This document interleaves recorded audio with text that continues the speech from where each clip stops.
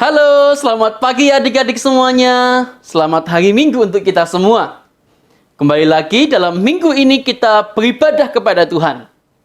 Tadi adik-adik sudah memuji nama Tuhan bersama Lose Eni dari GKT Nazaret dan Lose Ruli dari GKT Hosana Bumi Permai. Nah, adik-adik, pada hari ini kita akan mendengarkan firman Tuhan. Sebelumnya, saya mengundang adik-adik semua untuk boleh berdoa. Kita memohon pertolongan dari Tuhan. Yuk kita berdoa. Tuhan Yesus, terima kasih. Kami bersyukur dalam minggu ini kami boleh beribadah kepada Tuhan. Meskipun kami di rumah masing-masing, kami boleh beribadah dengan baik. Tuhan, kami bersyukur pada kesempatan hari ini kami hendak membaca kebenaran firman-Mu dan merenungkan firman-Mu. Kiranya Tuhan juga boleh memberkati setiap kami. Kami serahkan waktu ini hanya ke dalam tangan kuasa pengasihan Tuhan. Terpujilah nama-Mu Tuhan. Kami berdoa di dalam nama Tuhan Yesus Kristus. Haleluya. Amin.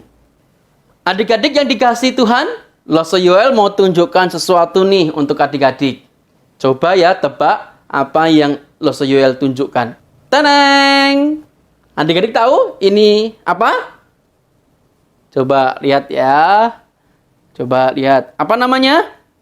Ya, betul sekali. Ini adalah kartu baptis. Ini adalah kartu baptisnya Lose yang diberikan gerejanya Lose kepada Lose. Nah, kartu baptis ini atau surat baptis ini adik-adik diberikan gereja untuk jemaat yang telah dibaptis. Dibaptis anak maupun nanti sudah dewasa di CD ataupun baptis dewasa. Setiap mereka yang akan dibaptis dewasa dan di CD, gereja kita itu mengajarkan bagi mereka yang akan dibaptis maka harus mengikuti katekisasi lebih dulu. Apa sih tujuannya? Supaya yang akan dibaptis ngerti betul pengajaran yang ada di gereja kita. Maka ada namanya kelas katekisasi. Dan itu hukumnya wajib adik-adik. Jadi bagi mereka yang mau minta dibaptis, harus ikut kelas katekisasi. Tidak boleh tidak adik-adik. Jadi nanti kalau kalian sudah dewasa, sudah besar, pasti nanti kalian akan mengikuti namanya kelas katekisasi di gereja kalian masing-masing. Nah, adik-adik yang dikasihi Tuhan, pada tahun 1517 di sebuah kota yang namanya Wittenberg, pada waktu itu ada peristiwa yang mengguncangkan seluruh kota itu, adik-adik.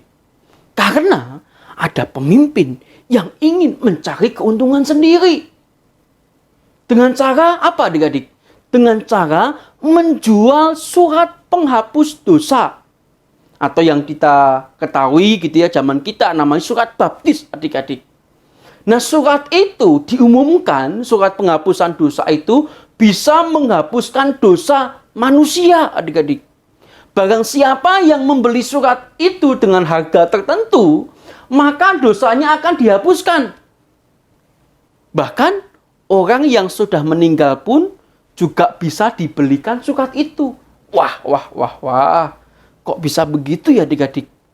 Dan tentunya karena itu pemerintah yang mengadakan, maka rakyat di Jerman pun mau beli surat itu. Karena bisa menghapus dosa mereka. Nah, adik-adik yang dikasihi Tuhan, hal itu membuat seseorang yang bernama Martin Luther itu marah adik-adik. Dia kecewa dengan apa yang dilakukan pemerintah saat itu. Sehingga akhirnya dia memberanikan diri untuk menuliskan 95 alasan. 95 alasan yang menolak surat penghapus dosa yang diperjualbelikan oleh pemerintah saat itu. Sehingga pada waktu itu Luther menempelkan 95 alasan itu di pintu gereja adik-adik. Hal itu sebagai rasa protes Luther karena Luther tidak suka rakyat yang miskin tambah miskin gara-gara pemerintah yang mencari keuntungan sendiri lewat menjual surat penghapusan dosa tadi. Wah, adik-adik, jadi rame ya pada waktu itu ya. Semua orang pada gelisah. Ternyata kalau pemerintah itu hanya mencari keuntungan dari rakyatnya saja. Adik-adik yang dikasihi Tuhan, hal itu dilakukan Martin Luther karena Martin Luther pun juga belajar Alkitab dengan baik. Sehingga dia tahu kebenaran yang sesungguhnya. Bahwa dosa itu dihapus bukan karena dengan membeli surat penghapusan dosa adik-adik. Tapi Tuhanlah yang menghapus dosa manusia dengan mati di kayu salib. Bukan karena usahanya manusia dengan membeli surat penghapusan dosa tadi adik-adik. Wah. Berarti ya adik-adik ya, Martin Luther itu adalah contoh orang yang berani menolak ketidakbenaran yang terjadi saat itu. Adik-adik yang dikasihi Tuhan, berbicara soal keberanian menolak ketidakbenaran, Lause menjadi teringat dengan salah satu tokoh seorang pemimpin Israel yang juga berani menolak ketidakbenaran. Siapa ya yang saat itu berani menolak ketidakbenaran ya adik-adik ya? Adik-adik tahu nggak siapa orangnya? Pemimpin Israel. Depannya Y. Siapa? Wah, mungkin ada yang betul tuh adik-adik di rumah itu ya. Namanya Yosia. Nah, adik-adik tentu tahu kan, Yosia ini adalah pemimpin yang masih muda saat itu. Usia 8 tahun dia sudah terpilih menjadi raja bagi Israel dan Yehuda. Nah, adik-adik yang dikasihi Tuhan, di dalam kitab 2 Tawarik pasal 34 ayat 1 dan 4 di situ menjelaskan adik-adik. Yuk kita baca sama-sama ya. 2 Tawarik pasal yang ke-34 ayat 1 sampai dengan 4. Demikianlah firman Tuhan. Yosia berumur 8 tahun pada waktu ia menjadi raja. Dan 30 tahun lamanya ia memerintah di Yerusalem. Ia melakukan apa yang benar di mata Tuhan dan hidup seperti Daud bapa leluhurnya. Dan tidak menyimpang ke kanan atau ke kiri. Pada tahun ke-8 dari pemerintahannya, ketika ia masih muda belia, ia mulai mencari Allah Daud, bapa leluhurnya. Pada tahun ke-12, ia mulai mentahirkan Yehuda dan Yerusalem daripada bukit-bukit pengorbanan, tiang-tiang berhala, patung-patung pahatan, dan patung-patung tuangan. Mezbah-mezbah para Baal dirobohkan di hadapannya.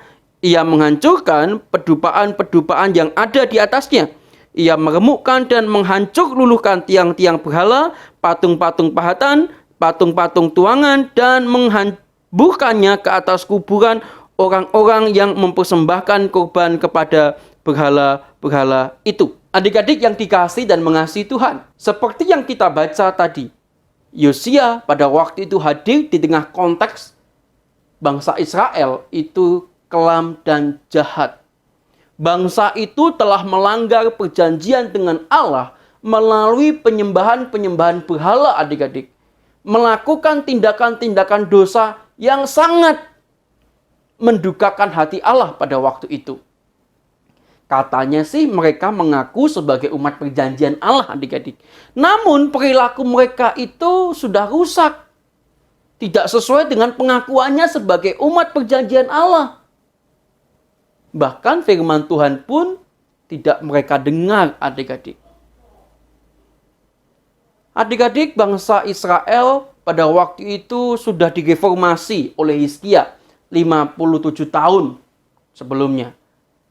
Namun setelahnya adik-adik, mereka hidup berpusat pada diri mereka sendiri. Mereka itu tidak punya pedoman yang mengontrol bahkan mengoreksi hidup mereka.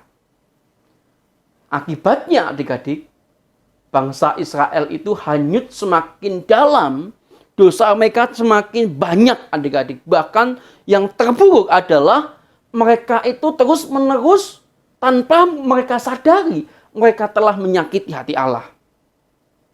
Nah adik-adik, di tengah situasi demikianlah Yosia hadir sebagai pemimpin bangsa saat itu. Yosia masih muda belia. Namun ia tidak membiarkan dirinya dipengaruhi oleh bangsa Israel. Sehingga menjadi sama dengan mereka. Yosia tidak terpengaruh adik-adik. Justru sebaliknya, Yosia itu menampilkan diri sebagai seorang pemimpin yang berbeda dari pendahulunya, yaitu Manasye dan Amon.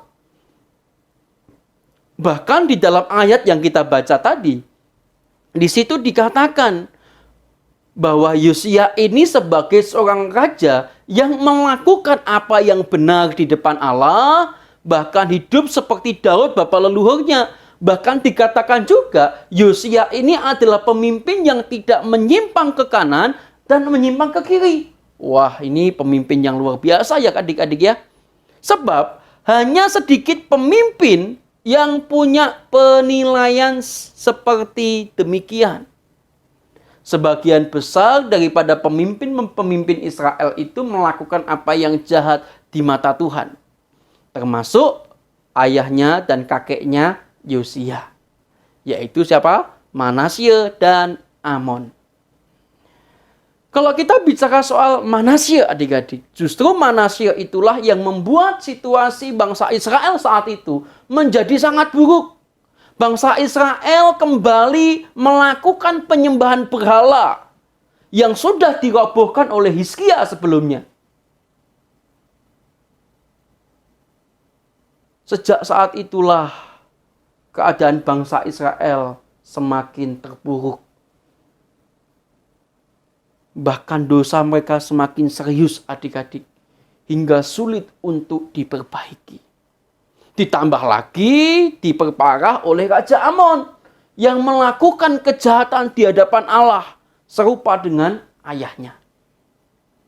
Namun adik-adik yang dikasihi dan mengasihi Tuhan, di dalam konteks demikianlah Yosia melakukan sebuah langkah yang berlawanan. Di saat bangsa Israel itu menyembah berhala, mereka hidup tenang-tenang, nyaman-nyaman.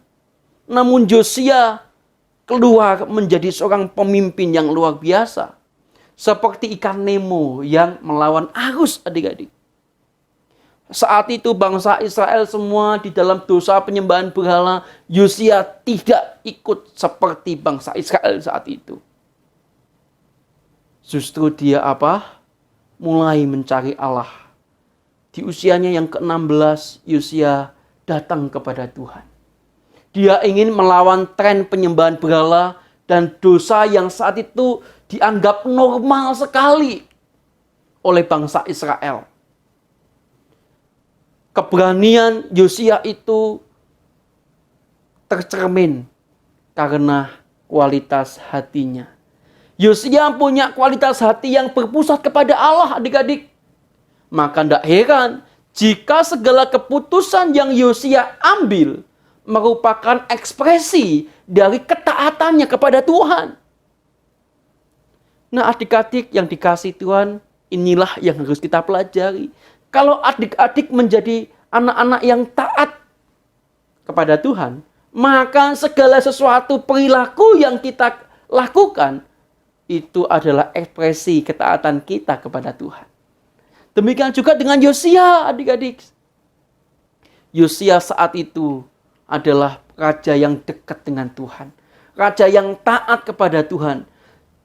Sehingga waktu dia melihat rakyatnya, bangsanya sedang terpuruk di dalam dosa, Yosia berani melawan ketidakbenaran saat itu. Yosia berani meluruskan apa yang tidak benar saat itu, adik-adik. Nah, adik-adik yang dikasihi Tuhan, inilah yang harus kita miliki. Bila adik-adik melihat sesuatu yang tidak benar terjadi, adik-adik harus berani menegurnya. Misalkan demikian, tatkala adik-adik sedang di mobil sama papa mama kalian, kemudian papa atau mama yang lagi setir mobil itu melanggar rambu lalu lintas. Adik-adik sebagai anak Tuhan pun juga bisa mengingatkan papa mama. Pak, ma, jangan melanggar rambu lalu lintas dong. Itu salah, itu bahaya. Hal kecil seperti itulah yang adik-adik bisa lakukan. Mungkin di tempat-tempat yang lain tatkala adik-adik itu melihat mungkin teman membuang sampah sembarangan, atau mungkin kakakmu, adikmu, atau pembantumu itu melakukan tindakan yang tidak berkenan. Adik-adik bisa mengingatkan, menasihati dengan kasih. Nah, adik-adik yang dikasihi Tuhan, mari belajar bersama dengan Lause menjadi orang yang berani untuk kebenaran. Kalau benar, jangan takut. Tetaplah adik-adik berbuat benar. Kalau ada yang salah, tegurlah dengan kasih adik-adik. Adik-adik yang dikasih dan mengasihi Tuhan, ayo belajar bersama dengan Lause untuk menjadi agen-agen pemberita-pemberita kebenaran yang baik. Kalau ada yang salah, tegurlah dengan kasih. Ingatkan dia. Meskipun di dalam masa pandemi ini kita jarang ketemu dengan teman-teman kita, yuk belajar dengan Lause. Ingatkan teman-temanmu yang mungkin tidak ikut Zoom class, tidak ikut ibadah, atau waktu persekutuan di tempat kalian masing-masing. Ini kok nggak ada ya? Coba diingetin. Barangkali dia lupa. Mari sama-sama adik-adik belajar untuk menjadi pemberita-pemberita firman. Kita melakukan apa yang benar di hadapan Allah sebagai wujud ketaatan kita kepada Allah. Yuk kita berdoa. Tuhan, terima kasih buat firman-Mu yang ringkas ini. Kami belajar dari Martin Luther, seorang pemberani. Berani menyuarakan pendapatnya yang benar. Karena Martin Luther adalah seorang pembelajar yang baik. Dia ngerti sesuatu yang salah, maka dia berani menegurnya. Demikian juga dengan Raja Yosia yang juga berani untuk mengatakan, untuk melakukan kebenaran di hadapan Allah. Tuhan, tolonglah kami semua sebagai anak-anak Tuhan, supaya kami juga bisa belajar dari kedua orang yang kami pelajari hari ini. Tuhan, tolonglah kami juga belajar daripada kasih Allah yang luar biasa, yang rela berkorban bagi kami yang berdosa. Tuhan, tolonglah kami anak-anak-Mu yang saat ini mendengarkan firman-Mu. Bila mana hidup kami masih diliputi dengan dosa-dosa yang kami sembunyikan, yang papa mama kami nggak ngerti, atau kadang-kadang kami nggak sadari. Oh Tuhan, ampunilah kami. Berikan kami kekuatan untuk kami menjalani kehidupan kami dengan baik, agar hidup kami menjadi teladan bagi orang-orang di sekitar kami. Tuhan, tolonglah anak-anak-Mu dalam menempuh studi secara online. Tuhan, sertailah mereka. Segala kesulitan yang mereka hadapi, tangan Tuhan boleh memberkati mereka. Terpujilah nama-Mu ya Tuhan. Kami berdoa untuk kami semua yang sudah mendengarkan firman Tuhan hari ini. Terpujilah Tuhan, demi Yesus kami berdoa. Haleluya. Amin. Nah, adik-adik, firman Tuhan hari ini sampai di sini. Jangan lupa untuk tetap semangat di dalam menjalani hari-harimu. Tuhan Yesus memberkati.